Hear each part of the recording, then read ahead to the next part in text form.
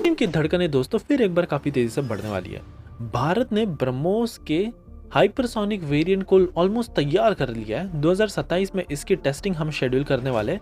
माक 8 की स्पीड से ये क्रूज करेगा और इसमें पहली बार हमने सुपर नैनो मटेरियल्स का यूज किया है। ये सारे डेवलपमेंट देखकर वाकई में चीन पूरी तरह से हैरान है। आखिरकार क्या है इसके फीचर्स, मैं आपको आगे से बताऊंगा। आगे देखिए कैसे टर्की अब सोच रहा है कि जो S-400 सिस्टम ये रशिया से लेकर बैठे थे, इसको वापस ये रशिया को ही थमा दे और अमेरिका के F-35 fifth generation fighter jet programme का हिस्सा बन जाए। लेकिन अमेरिका यहाँ पर रशिया के खिलाफ एक साजिश रच रहा है जिससे भारत ही रशिया को बचा सकता है। आखिरकार कौन सी है वो साजिश, वो भी मैं आपको आगे से वीडियो बताऊंगा। हमारे fifth generation fighter jet America की तरफ से तो एक बहुत ही बड़ी खुशखबरी आई है। जो काम हम 5-6 साल से करने का ट्राई कर रहे थे, हो ही नहीं पा रहा था, हमारे IIT हैदराबाद ने कर दिखाया। यहाँ पर मैं आपको बता दूं, एक काफ़ी की जो रियर में फिन बनाया जाता है 70 kg का ये रहता है टाइटेनियम का पूरा, इसको मैन्युफैक्चर करने की टेक्नोलॉजी फाइनली भारत ने डेवलप कर ली है। आगे देखिए कैसे इंडियन आर्मी ने तो एक बहुत ही कमाल का दिमाग लगाया। भारत के ड्रोन मैन्युफैक्चरर्स जो बड़े बड़े दावे करते थे, तो हमने एक साथ सारे उड़ा दिए और दुनिया भर के हमने अटैक किए। इलेक्ट्रोमैग्नेटिक, फिर स्पूफिंग, जैमिंग, जो बड़े बड़े दावे करते थे वो तो गिर गए और जो इतने ज़्यादा रेपुटेड नहीं थे वो तो नेक्स्ट लेवल टेक्नोलॉजी के निकले। और कौन सी वो कंपनी, वो भी मैं आपको आगे वीडियो बताऊंगा। भारत ने अपनी प्रलय क्वासी बैलिस्टिक मिसाइल में एक नया फीचर डाल दिया।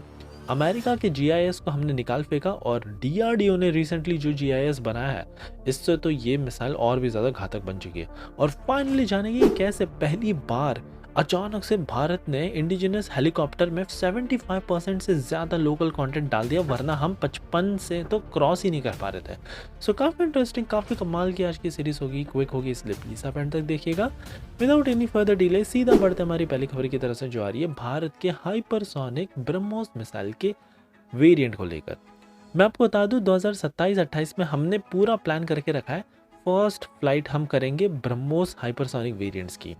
यहाँ पर सबसे कठिन टास्क होगा कि माक 8 की स्पीड में पहले तो हमको ये मिसाइल को क्रूज कराना है, और दूसरा जो हीट निकलेगी उसको झेलने के लिए भारत ऑलरेडी यहाँ पर कई तमाम नैनो मटेरियल टेक्नोलॉजीज और सुपर अलॉयज डेवलप कर चुका है, और इसमें रशिया ने भी थोड़ी भारत की मदद की है। टेम्परेचर्स मैं आपको बता दूँ 2000 डिग्री सेल्सियस क्रॉस कर जाते हैं और ऐसे में कोई भी मेटल पिघल सकता है। ऐसे में हमको एक बहुत ही स्ट्रॉन्ग अलॉय चाहिए जो एटलीस्ट 3000 डिग्री सेल्सियस तक के तापमान पर सस्टेन कर पाए।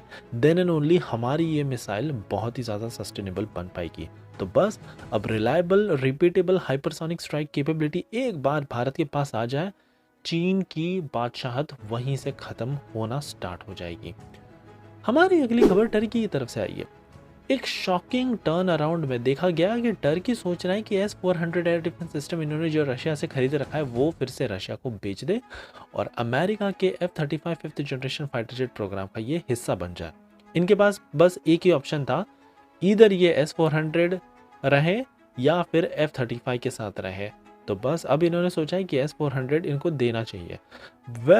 अमेरिका का तो कुछ अलग ही प्लान है। ये बेसिकली टर्की को ब्लैकमेल करने का ट्राई करेंगे और इनकी जो S-400 बैटरीज है, अमेरिका सोच रहा है कि ये टर्की अमेरिका को बेच दे, फिर अमेरिका रिसर्च एंड इवैल्यूएशन करके स्टडी करेगा कि कैसे रशियन साइंटिस्ट ने radars, missile, data link, electronic signatures का यूज़ करके किसी भी फिफ्थ जनरेशन फाइटर जेट को भी इनका रडार पकड़ता है और कैसे ये काम करता है। अब रशिया को तो बड़ा खतरा है, तो यहाँ पर भारत इनके बचाव में आ सकता है। हम टर्की से ही सीधी डील कर सकते हैं। रशिया थोड़ा अगर दबाव डाले तो भारत को एक बहुत ही ज़्यादा कमाल की डील मिल सकती है यहाँ पर टर्की से। फिलहाल भारत के पास सबसे एडवांस S-400 के वेरिएंट्स हैं। जो टर्की के पास है वो भी S-400, लेकिन ये डाउनग्रेडेड है क्योंकि रशिया को पता था ये नेटो का पार्ट है और अगर थोड़ी सी गड़बड़ी हो जाए तो एक बहुत बड़ी ब्रीच हो सकती है। अब देखने लायक होगा कि भारत कैसे वाकई में रशिया को बचाता है अमेरिका के हाथ में S-400 लगने से। हमारी अगली खबर America fifth generation fighter jet programme की तरफ से आई है। इसका एक सबसे डिफ़िकल्ट पार्ट अब भारत ने अकॉम्प्लिश कर लिया है।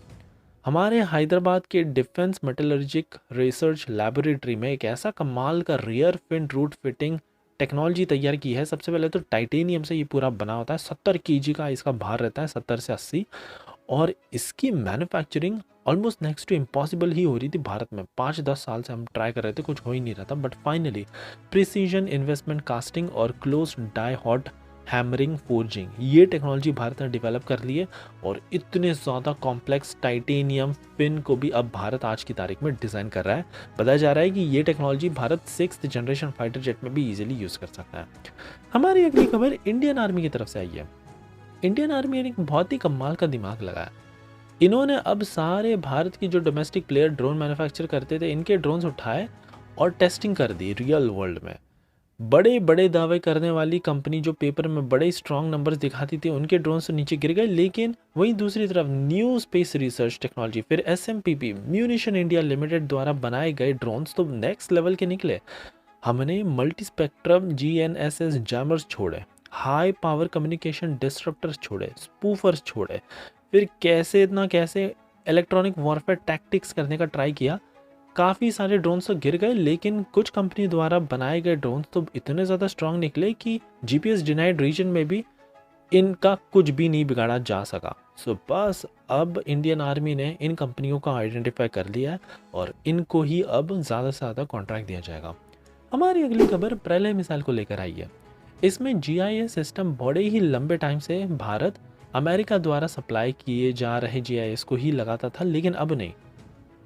DRDO ने अपना एक इंडी GIS सिस्टम डेवलप कर लिया है, जो कि DRDO की ही सेंटर फॉर आर्टिफिशियल इंटेलिजेंस और रोबोटिक CAIR लैब में तैयार किया गया है। अब ये इतना ज़्यादा स्ट्रेटेजिक बन गया है कि माइक्रोजेनिस से हमने ये टेक्नोलॉजी खरीद ली है और अब 100% ओनरशिप भारत के पास आ चुकी है। ये मिसाइल इतनी ज़्यादा खतरनाक है, मार्क 6.1 की स्पीड को ये अचीव करती है। Surface to surface tactical missile है, 500 किलोमीटर की इसकी रेंज है, तो पाकिस्तान तो बिल्कुल भी अब बच नहीं सकता। फाइनली हमारी आखिरी खबर भारत के हेलीकॉप्टर को लेकर आई है। एक शॉकिंग फैक्टर देखा गया है। भारत का इंडियन मल्टी रोल हेलीकॉप्टर, जिसे शॉर्ट में IMRH भी कहा जाता है, शॉकिंगली हमने 75% लोकल कंटेंट को क्रॉस कर दिया। वरना आप देख लो, भारत जो भी ALH ध्रुव बनाता था, 45% ही हम इंडिजिनस कंटेंट इसमें अचीव कर पाए। इसके अलावा जो लाइट कॉम्बैट हेलीकॉप्टर है LCH, यहाँ पर भी हमने 55 से ज़्यादा नहीं कर पाया। लेकिन ये जो अब बना है ना IMRH, 75% इंडिजिनस कंटेंट के थ्रेशोल्ड को हमने क्रॉस करके भारत का एक बड़ा रिकॉर्ड तैयार कर दिया। और इसका सबसे बड़ा श्रेय जाता है हमारे मिशन एवियोनिक्स, कॉकपिट इलेक्ट्रॉनिक्स, फिर communications, hydraulics, core mechanical assemblies, airframe structures, electronic power distribution system, सारा कुछ काम भारत के अंदर ही हुआ है। 4 से 5 टन का ये मल्टी रोल कैपेबिलिटी वाला हेलीकॉप्टर है।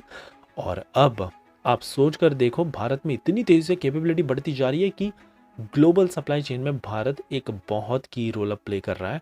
और आगे चलकर टारगेट है कि भारत के एमका में भी लगभग 70% इंडिजिनस कंटेंट तो डाला ही जाएगा। सो ये थी हमारी कमाल की न्यूज़ सीरीज दोस्तों। आई होप आपको आज की सीरीज पसंद आई होगी और एज यूजुअल प्लीज़ एक लाइक करना मत भूलिएगा आपका ऐसे ही कमाल का सपोर्ट दिखाने के लिए।